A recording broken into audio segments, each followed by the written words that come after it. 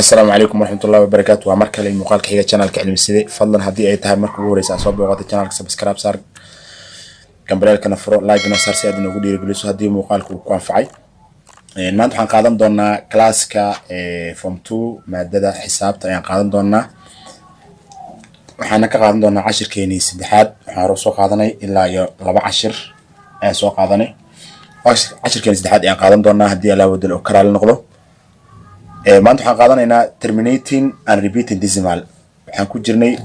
oo aan dhex qoreynay xiisadihii ugu dambeeyay aan ku dhex jirnay waxaan dhex mareynay waxa la yiraahdo rational number ayaan ku jirnaa rational number ka ayaa waxaan ka maraynaa maanta aan ka sharaxeynaa waxa la yiraahdo terminating decimal waxa la yiraahdo oo loola jeedo ama la dhaho decimal ka isku dhamaanaya decimal waxa loo yaqaan nambarada dhamaan tirooyinka waxa la dhahaa decimal la dadku inta badan waxa laga yaabaa inay u yaqaanaan ardadu decimal numberada dhibicda leh maya decimal waxa la any number ee jira decimal uu kamid yahay decimal point hadii lagu daro waxa laga wadaa markaas tirooyinka kuwooda dhibicda leh ama point markaas la kala laakiin decimal waxa la ugu sida caadi baro decimal waxa la normal numbers ka waxa loo yaqaanaa decimal la dhahaa marka waxaan ka hadlaynaa xiisada aan ku bixinaynaa waxa la yiraahdo terminating and repeating decimal decimal isku dhamaanaya oo markii laga shaqeeyo isku dhamaanaya repeating decimal iyo decimal soo laabanayo oo jawaabteedu qaab loo soo khulaaseeyo ama loo soo gaabiyo ay leedahay labaas ciwaan ayaan ka hadli doonaa laakiin inta badan decimal waa eray xisaabeed wax badan uu kulmiyaa hadii point lagu daro decimal point wala ka hadana jawaabta aan sheegi doona maanta waxaan ku sheegi doonaa tiri dhibicley waxa haystaa maanta ko waxa lagu dhibay 8 waxa lagu dhaca u qaybi 3 sida garanayso 3 marka loo qaybiyo 8 3 ayaad u yar sida daraadeed ugu horeyn tirinka markay noocan oo kale yihiin waxa la sameeyaa ama lagu hormaraa ama qaabkeedu u yahay inaad ugu horeyn sameeyso inaad ku horeyso eber saaro xagga korna saarto eber marka saartan halka aan ku darsato pointi marka inta sameeyso kadib waxa sameynaysaa saddexda hoos waxa lagu ogolyahay wixii inta ka dambeeya inaad eber ku diyaarsato laakiin mar walba waxa ku darsan kartaa hal eber kadib waxa dhaysaa 30 waxa u qaybisaa 8 hadii aan 38 u qaybiyo numberka ugu dhow ee macquulka aan heli karaayo wuxuu noqon karaa inaad qaadato 4 way ka badanaysaa 3 ayaa ugu dhow adoo jadwalka ku dhufshada inaad taqaan ama xifdisnaatana aad ay muhiim u tahay wax badan ay ka saacideysaa marka halka waxaan saaranaynaa 3 xagga kor waxaan saaranaynaa 3 3dii aan kor saarnay ayaan soo qaadaynaa waxaan ku garaacaynaa 8 waxay inoo noqon doontaa 24 kadib marka 24 ay inoo noqoto waa kala jireena hadii aan 24 ka goyno jawaabta inoo soo harayso waxay noqon doontaa 6 ay noqon doontaa ama si kale hadii aan u dhaho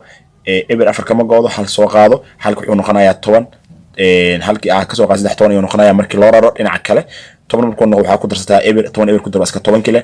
10 afar ka goo waa 6 halka hala ka qaad laba ayaa ta laba ka goona waa eber eberna haduu horumar lama qorto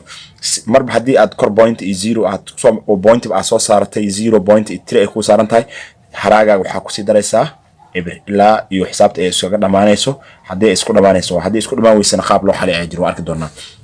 halka waxa ku haysanaa 6 ay noqotay hadaba marka 6 markay ku noqoto waxaan dhahayaa 6 u qaybi 8 waxa ugu dhow oo macquul ah dareemi karaysaa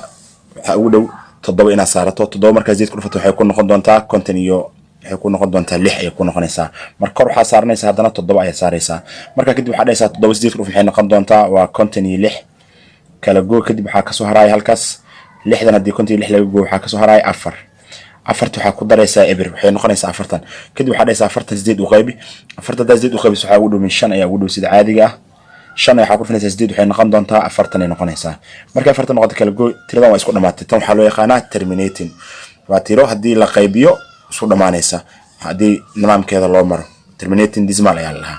non terminating ayaa jiro kuwa isku dhamaanin waa 7 loo qaybi 12 oo kale isuma dhamaanayso waa arki doonaa hadda ayaan ka shaqeyn doonaa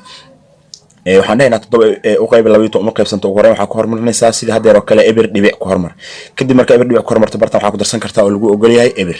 kadib waxa tiraahdaa maxaan 12 ku dhuftaa oo ii keeni karaayo 70 maxaa ugu dhow hadii aad fiiriso waxa ugu dhow suurtagal meesha ugu badan waa inaad qaadato 5 oo 5 marka ku dhufato 12 waxay noqon doontaa 5 soo qaado 2 ku dhuf waxay noqon doontaa 10 waxa ka qortaa eber waxa wadataa hal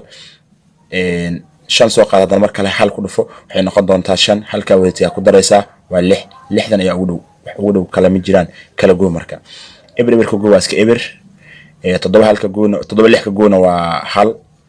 10 ayaa soo hartay 10 ka waxa ku darsanaysaa eber waxay noqon doontaa 100 markay 100 noqoto 100 waxa dhaysaa hadan waxa u qaybisaa 12 100 marka aad 12 u qaybiso waxa kugu dhow oo macquulka aad helayso waa dareemaysaa tirada ma noqon karayso mid hore isaga dhamaanaysa markaas waxaa kugu dhow hadaad fiiriso waxaa isku kugu dhow 8 marka hore waxaan saaranayaa 8 bartaas marka 8 saarto 8 ayaan qaadaya waxaan ku dhufanayaa 2 waxay noqon doontaa 26 waxaan ka qoranayaa 6 hal ayaan wataa 8 hal ku dhufo waa 8 halka wada ku darso waa 9 ayay noqonay kadib kala go hadii aan dhaho eber 6 ka guur kama go'ay halkaan soo qaado meesha eber noqon doonta kana 10 noqonay ka qaado 9 ay noqonay meeshaas kan ugu dambeeya geeska 10 ka dhig halka soo halka wareejinaysa okay markaan 10 ka dhig waxaan dhahay 10 6 ka guur waxay noqon doontaa 4 ay noqonaysaa halka waxa taala 9 ka guur eber halkaana marka hore iyo ayaa qaato waa kii ku shaqeysay maxaa ku daraysaa mar kale hadana eber ku darso marka eber ku darsato halka ku soo baxay 40 maxaa kugu dhow 40 hadii aan u qaybiyo 12 waxa ugu dhow saas leeyahay 3 hadii aan 12 ku dhufto waxay noqon doontaa noqonaysaa 36 ay noqonaysaa waa kala goynaysaa waxa soo laabtay hadana 4 kale kadib eber ayaa ku dartay marka eber ku dartay 40 ay noqotay wali marka waxaad ku qasban tahay 40 12 u qayb waxa ku qasban tahay 3 ugu 12 waxa ku soo baxay 40 waxa ku soo baxay 36 hadii aan kala jaro tirada suma dhamaan doonto 4 soo baxayso way soconaysaa maanta dhan waxaad dareemaysaa marka 3 ay noqon doontaa tirooyinka markay noocan oo kala noqdaan waxa loo yaqaanaa repeating decimal ayaa lahaa ama waxa loo yaqaanaa non terminating ayaa lahaa tirooyinka isku dhamaanin si loo soo gaabiyaa marka mar hadii sidaan oo kale ay noqoto oo 3 ay dhowr jeer soo laabato waxa la sameeyaa kor ayaa laga calaamadeeyaa meeshaas ayaa looga haraa tirooyinka ay korka calaamadeynaysa yaani waxa laga wadaa tirada waxay yeelan doontaa in jawaabteedu noqon doontaa eber dhibic 5 aan dhamaanin sida daraadad waxa loo yaqaanaa repeating decimal marka hadda waxaan qaadanay example keeni waxaan qaadanay 1 waxaan ka baxnay 1.6 ayaan ka baxnay toos ayaan sii soconaynaa oo waxaan rabnaa inaan xogaa dhaqaaqno si wax badan ay noogu fududaadaan waxaan galeynaa marka example keena kale ee ku sii xiga isna wuxuu inoo sheegayaa wuxuu na dhahayaa example keena kale wuxuu na dhahayaa ama uu inoo sheegayaa waxa uu dhahay express waxa uu dhahay u kaahda following decimal kuwan soo socda as a fraction waxa uu qoraysaa jajab u qoraysaa in simplest form adoo u qoraya habka ugu sahlan waxa uu qoraysaa jajab u qor adoo u qoraya habka ugu sahlan okay waxaan sameynaynaa marka ugu horreyn sabuurada aynu masaxano waxa lagu siiyay tirooyinkaas noocaas oo kale waxa laga rabaa inaad u bedesho example keena uu ku dhahayaa u bedel tirooyinka waxa u bedelaysaa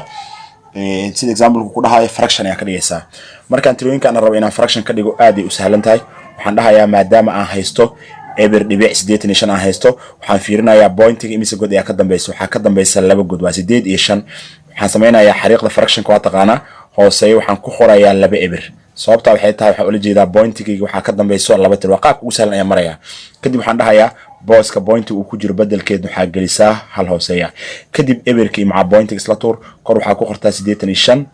oo nadiif ah ku qor 85 oo nadiif ku qor qaabkaas ayaa sameyn kartaa kaliya waxa sameynaysaa point inta ka dambaysa tir eber ahaan u qaado hal pointiga hal ahaan u qaado hooseeya ka wada dhig 85 oo nadiif kor ku qor eber iyo wixii ka hore eberkii pointiga la socdana isla markaas waa isla bixinaysaa oo shaqadaas ayaa ku fulisay kaliya waxa ku wartay inaad isku yariso kor hoos 5 wada qaybi hadii aan dhaho 100 u qayb waa iska garanaysaa hoose way sahlan tahay waxay noqon doontaa 20 hadii aan 80 u qaybiyo aan 5 u qaybiyana jawaabtaadu waxay noqon doontaa aad iska fahmi karaysaa in 80 hadii aan 5 u qaybiyo waxay noqon doontaa 17 marka kor hoos isku yareyn kale ku hartay ma jirto halkaas waxaan uga baxayaa isku fududeyntii 8.5 oo loo bedelay fraction iyo isku fududeynteeda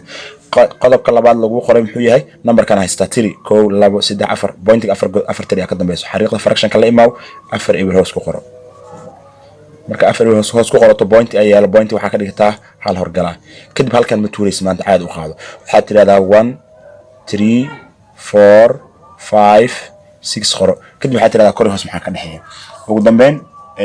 waxay kaaga baahanaysaa isku yareyn aad u far badan ay kaaga baahanaysaa waqti badan inay ka qaadato laga yaabaa waxaan sameynaysaa kor hoos wax ka dhaxeeya raadi markaan fiiri wax ka dhaxeeya hadii aan sameeyo inaan soo khulaaseeyaan sameyn karaa si aan soo khulaaseynaya maxaa ku sameyn doonaa waa su'aal isweydiin karto waxaan soo khulaaseyn kartaa number weyn iyo hal mar u qaybin kartaa hadii kalena waad wadi kartaa laba ilaa ay jawaabta kaaga soo baxdo hadda aan ku wada inaan laba u qaybiyo kale anoo bartaan ku sii wadaayo falaartan soo raac halkan soo raac hadii aan dhaho numberkan kore laba inoo u qaybi maxay noqon doontaa 13 laba inoo u qaybi waxa ugu dhow 6 hala ka haray 14 laba u qaybi waxa ugu dhow 7 waxaan dhahayaa 5 laba inoo u qaybi waxa ugu dhow 2 halka xaqii 16 laba inoo u qaybi waxay noqon doontaa 8 xaq hoose waxay noqon laba u qaybi waxay noqon doontaa 500 ما waxaan dhihi rabaa waxay noqon doontaa inta waa 5 ayay noqonaysaa waxay noqon doontaa 5000 wili laba u qaybaan sii wadno labada u qaybiyo waxay noqon doontaa 3 waxay noqon doontaa 3 kale waxay noqon doontaa 6 waxay noqon doontaa 4 wili laba u qaybi xagoos waxay noqon doontaa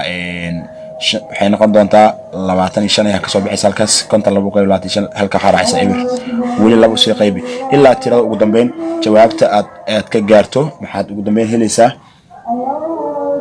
ilaa aad ka gaarto jawaabta ugu dambeyso saas ku sii wado